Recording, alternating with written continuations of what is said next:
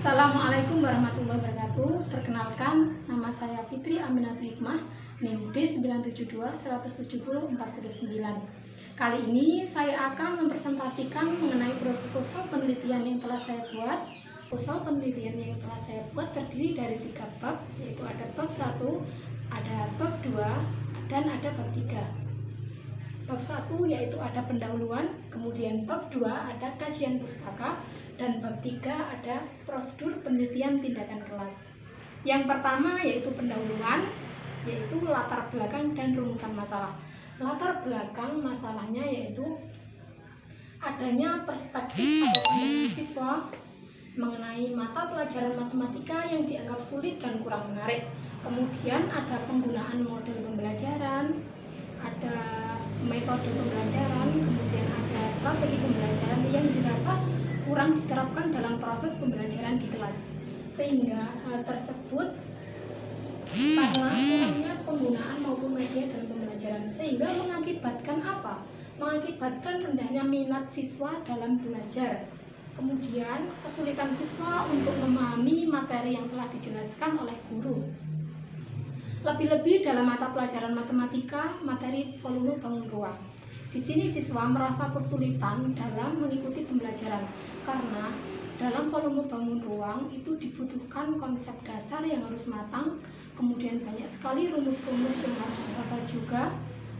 Maka dari itu, dengan ditemukannya permasalahan tersebut, saya mengangkat permasalahan tersebut ke dalam proposal yang telah saya buat, yaitu dengan solusinya penggunaan model pembelajaran Van Haele. Mengapa saya menggunakan model pembelajaran tersebut? Karena menurut saya model pembelajaran Van Haele ini sangat cocok digunakan untuk memahamkan siswa mengenai volume bangun ruang atau geometri, sehingga di sini siswa lebih mudah dalam memahami konsep-konsep dasar pembelajaran, materi volume bangun ruang, dan rumus-rumus yang ada di dalamnya. Kemudian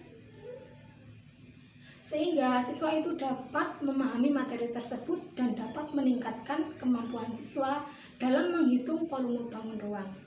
Kemudian ada rumusan masalah. Rumusan masalah menurut berdasarkan latar belakang masalah yang telah saya buat, rumusan masalah yang cocok yaitu bagaimana penerapan model pembelajaran Van Haele dalam pembelajaran matematika, materi volume bangun ruang, siswa kelas 5 di MI Makmuratul Husna. Jadi rumusan masalah yang pertama saya di sini mempertanyakan mengenai penerapan model pembelajaran Van Haele-nya itu bagaimana. Yang kedua yaitu bagaimana model pembelajaran Van Haele yang diterapkan apakah dapat meningkatkan kemampuan siswa dalam menghitung volume bangun ruang. Itu adalah rumusan masalah yang kedua. Kemudian bab 2 yaitu ada kajian pustaka. Di sini kajian pustaka akan saya bacakan mengenai judul dan subjudulnya. Yang pertama ada hakikat kemampuan. Hakikat kemampuan sendiri di sini saya bagi 3, yaitu definisi kemampuan, faktor-faktor yang mempengaruhi kemampuan, dan yang ketiga adalah definisi kemampuan menghitung. Kemudian judul yang kedua adalah model pembelajaran Van Haele. Di judul yang kedua ini saya bagi menjadi 4 subjudul, yaitu ada pengertian model pembelajaran, ciri-ciri model pembelajaran, teori berpikir Van Haele, dan yang keempat adalah model pembelajaran Van Haele sendiri. Dari teori berpikir Van Haele sendiri dibagi menjadi 5, yaitu tahap 0 atau visualisasi, kemudian ada tahap 1 analisis, dan ada tahap 2 deduksi informasi, ada tahap 3 yaitu deduksi, ada tahap 4 yaitu rigor. Kemudian dalam model pembelajaran Van Haele sendiri ini saya bagi menjadi 5, yaitu 1 fase 1 informasi, kemudian ada fase 2 orientasi langsung, kemudian ada fase 3 yaitu penjelasan, dan ada fase 4 adalah orientasi bebas, dan yang terakhir adalah fase 5 yaitu integrasi. Kemudian judul yang ketiga yaitu materi volume bangun ruang. Di sini saya akan membagi subjudulnya menjadi 3, yaitu ada pengertian volume, ada pengertian bangun ruang, dan ada macam-macam bangun ruang. Bab 3 yaitu adalah prosedur penelitian tindakan kelas. Dalam bab 3 ini terdapat 8 komponen. Yang pertama yaitu metode penelitian, yang kedua adalah setting penelitian dan subjek penelitian, kemudian yang ketiga adalah variabel yang diselidiki, kemudian yang keempat adalah rencana tindakan, yang kelima adalah data dan cara pengumpulannya, kemudian yang keenam adalah teknik analisis data, kemudian yang ketujuh adalah indikator kinerja, dan yang ke-8 atau yang terakhir adalah peneliti dan tugasnya. Pada komponen yang ke-8 ini, peneliti dan tugasnya ini adalah ada peneliti sendiri dan tugasnya, kemudian ada guru kolaboratornya dan tugasnya sendiri. Kemudian pada komponen 1 yaitu metode penelitian. Metode sendiri adalah suatu cara peneliti untuk memperoleh data yang digunakan dalam suatu penelitian. Nah, PTK sendiri ini adalah salah satu upaya guru atau praktisi dalam bentuk berbagai kegiatan yang dilakukan untuk meningkatkan mutu pendidikan. Penelitian ini dilakukan secara kolaboratif. Jadi maksud dari kolaboratif sendiri adalah kerjasama antara peneliti dengan guru kelas tersebut untuk memecahkan masalah yang ada di kelas dengan solusi yang sudah disepakati bersama-sama, yaitu antara guru dan peneliti sendiri. Di sini saya memilih model penelitian dari Kurt Lewin. Model penelitian ini menurut saya sangat sederhana dan mudah untuk dilakukan. Dari model penelitian Kurt Lewin sendiri terdiri dari 4 komponen, yaitu ada perencanaan atau planning, kemudian ada pelaksanaan atau acting, dan ada pengamatan atau observing, dan yang terakhir adalah refleksi atau reflecting. Di sini yaitu ada perencanaan atau planning. Maksud dari perencanaan atau planning sendiri di sini adalah peneliti harus membuat RPP, media, instrumen atau perangkat pembelajaran yang akan digunakan pada siklus dari penelitian ini. Kemudian yang ketiga adalah pelaksanaan atau acting. Maksud dari pelaksanaan atau acting yaitu di sini seorang peneliti ini atau saya akan mempraktekkan secara langsung mengenai proses pembelajaran yang akan saya lakukan dengan pedoman RPP atau rencana pelaksanaan pembelajaran. Kemudian yang ketiga adalah pengamatan atau observing. Di sini selain mengajar, peneliti atau saya nanti juga harus mengamati apakah ada kekurangan dari proses pembelajaran yang telah saya lakukan. Kemudian yang keempat yaitu refleksi atau reflecting. Di sini maksudnya yaitu saya atau peneliti bertugas untuk mengumpulkan data, mengevaluasi hasil observasi, kemudian menganalisis hasil pembelajaran. Kemudian komponen yang kedua yaitu adalah setting penelitian dan subjek penelitian. Di setting penelitian ini dibagi menjadi 2, yaitu ada tempat penelitian dan waktu penelitian. Tempat penelitian ini saya lakukan pada kelas 5A MI Makmuratul Husna Kandangan, Kediri. Kemudian waktu penelitiannya ini saya mengambil di semester genap tahun pelajaran 2020-2021. Kemudian dalam subjek penelitian yaitu kelas 5A MI Makmuratul Husna Kandangan, Kediri yang terdiri dari 21 siswa dengan rincian 10 siswa laki-laki dan 11 siswa perempuan. Komponen yang ketiga yaitu variabel yang diselidiki. Di sini saya membagi menjadi 3 variabel, yaitu variabel input, variabel proses, dan variabel output. Yang pertama yaitu variabel inputnya. Di sini saya mengambil siswa kelas 5 MI Makmuratul Husna Kandangan, Kediri. Kemudian variabel prosesnya yaitu penggunaan model pembelajaran Van Hailen. Kemudian variabel outputnya yaitu peningkatan kemampuan menghitung volume bangun ruang. Kemudian ada komponen yang keempat yaitu rencana tindakan. Di sini saya membagi menjadi 3, yaitu ada prasiklus, kemudian ada siklus 1 atau pertama, dan yang ketiga adalah siklus 2, siklus kedua.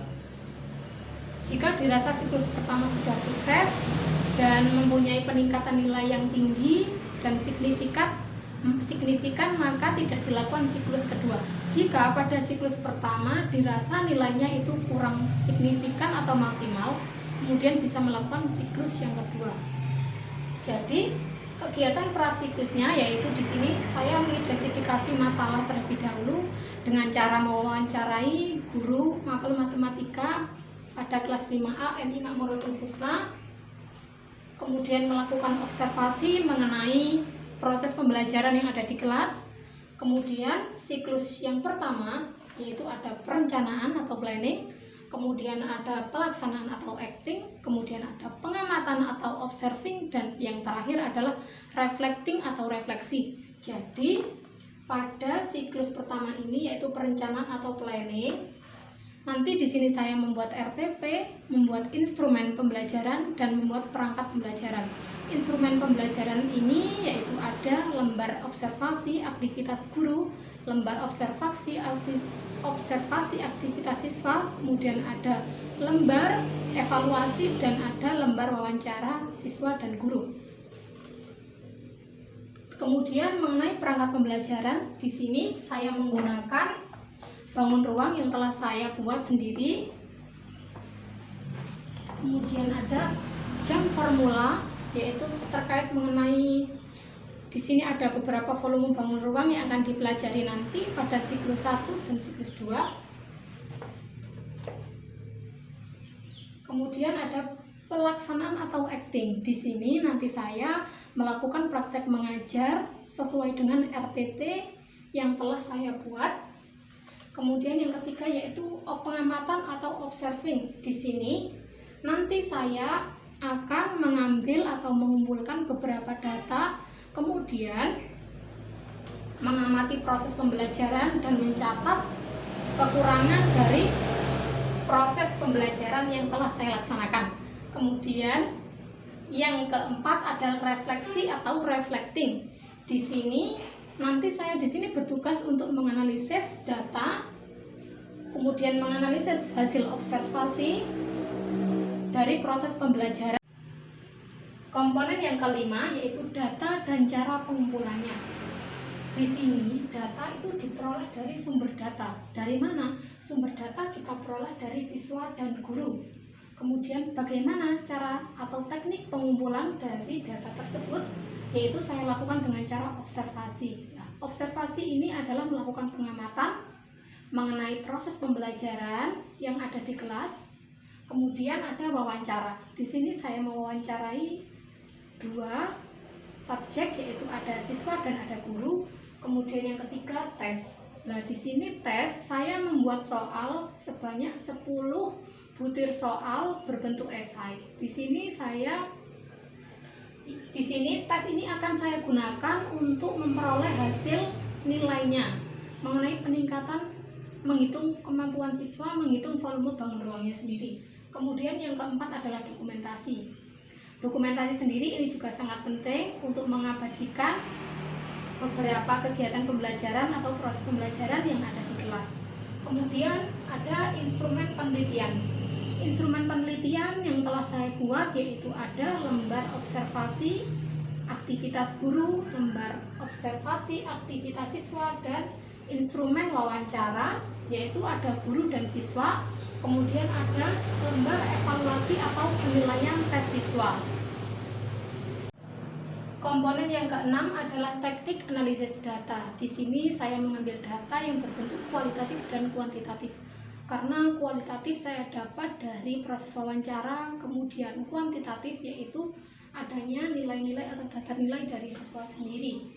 Teknik analisis data di sini saya membagi menjadi ada data hasil observasi aktivitas siswa dan guru, yaitu saya di sini menggunakan rumus skor yang diperoleh dibagi skor maksimal dikali 100%. Di sini saya di teknik analisis data juga saya lampirkan mengenai tabel kriteria ketetapan nilai atau hasil observasi siswa dan guru.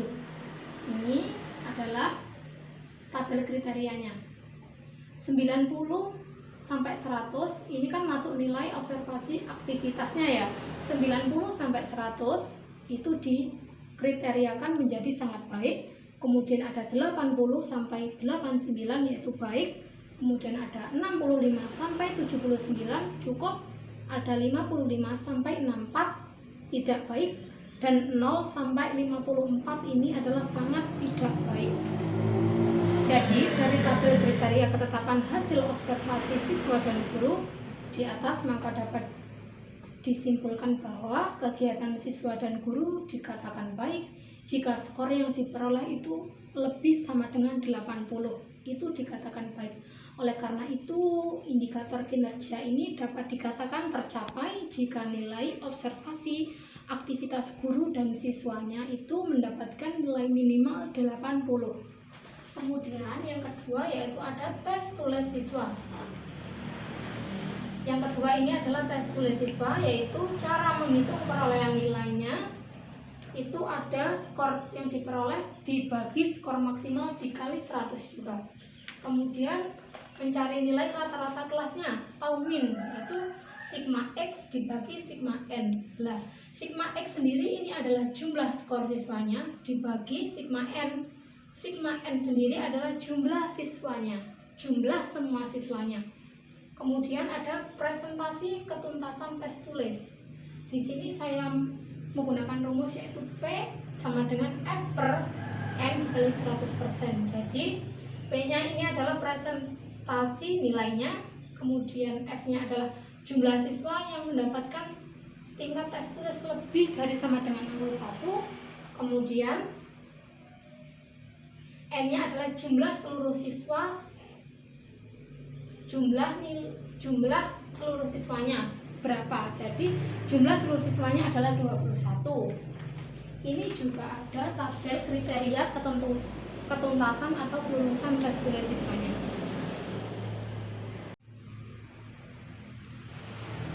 Komponen yang ketujuh yaitu indikator kinerja. Di sini saya membagi menjadi 3, yaitu ada nilai aktivitas guru dalam proses pembelajaran itu harus mencapai nilai lebih dari sama dengan 80. Kemudian ada nilai aktivitas siswa dalam proses pembelajaran mencapai nilai lebih dari 80 juga. Kemudian yang ketiga adalah nilai presentase ketuntasan tes tulis siswa mencapai lebih dari sama dengan 61. Dari beberapa indikator kinerja ini kan sudah terdapat beberapa, sudah saya cantumkan di dalam tabel ya mengenai nilainya. Kemudian komponen yang ke-8 adalah peneliti dan tugasnya. Di sini saya Fitri Aminatul Hikmah sebagai peneliti yang tugasnya itu menyusun instrumen pembelajaran, kemudian menyusun perangkat pembelajaran. Instrumen pembelajaran ini terdiri dari beberapa, yaitu lembar evaluasi, lembar observasi aktivitas guru dan siswa, kemudian lembar wawancara dan lain sebagainya. Sedangkan perangkat pembelajaran di sini terdiri dari RPP, silabus, lembar kerja siswa, kemudian materi atau modul yang saya gunakan dalam mengajar, media pembelajaran dan lain sebagainya. Kemudian guru kolaborasi yaitu adalah Bu Siti Mubadiah SPD. Di sini beliau bertugas untuk bertanggung jawab secara penuh mengenai pengamatan pelaksanaan pembelajaran yang telah saya lakukan, kemudian terlibat dalam perencanaan karena kolaborasi ya antara kesepakatan antara saya dan beliau untuk menyelesaikan ini menggunakan solusi yang tepat. Kemudian yang terakhir adalah merefleksi pada tahap-tahap siklus yang saya lakukan. Nanti di sini Bu Badi juga membantu merefleksi kekurangan saya di dalam menjalankan siklus 1 maupun siklus 2. Ya, sekian presentasi proposal yang telah saya presentasikan atau lakukan. Kurang lebihnya mohon maaf. Wassalamualaikum warahmatullahi wabarakatuh.